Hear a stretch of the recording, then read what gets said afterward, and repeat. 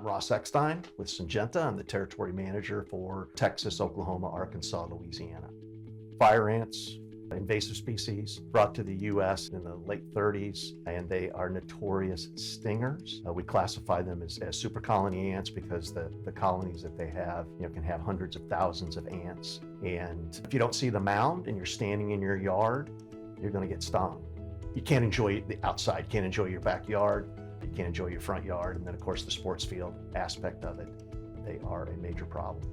Unlike just normal ants that we're dealing with where we're doing perimeter sprays, these mounds are out in the yard or perhaps hidden in the landscape area, so you really have to either look for it or proactively treat those properties for the ants. Some companies will do a fire ant treatment at least twice a year and broadcast Advion fire ant bait, and then other companies are just going to do mound treatments when they see them. But the difficult part in that is that once a colony gets established in the yard, it can take up to 6 months for them to produce enough ants to produce a mound that you see. So there's always the potential for mounds out there that you never see. And so if you're just out scouting for mounds to treat, you can certainly miss them at any time. So you definitely want to walk the property, look at the yard, and then you need to get into those landscape beds, look into those shrub beds, because they will definitely be in there, especially if there's irrigation systems.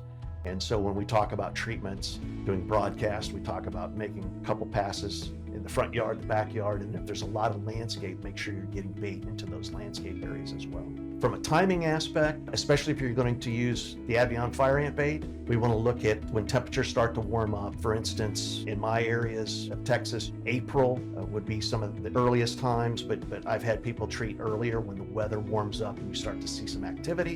And then throughout the year and into the fall, usually November is probably the last month to actually do treatments. And the reason is in those colder months, ants are not quite actively foraging.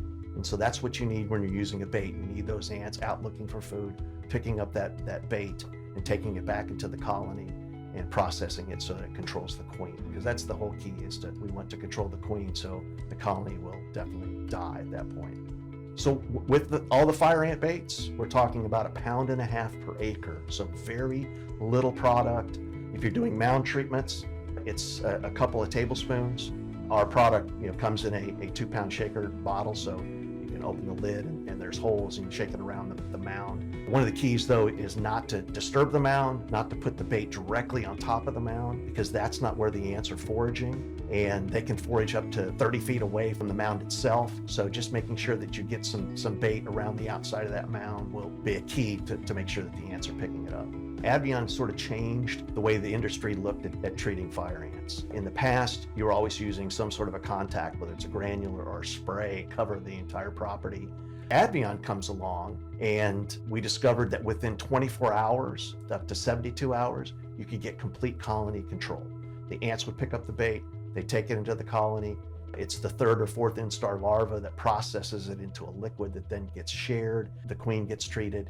And so very fast, it's the fastest product out there. When Advion was first launched, indoxacarb is the active, and EPA gave it reduced risk as an active, and then the product itself is reduced risk under EPA. Interestingly, versus all the other products, there's no setback around water, so you can treat right up to the edge of a pond or a stream, whereas many products have anywhere from a 10 to 60 foot setback around salt water. With Advion, with indoxacarb, that is not a problem whatsoever.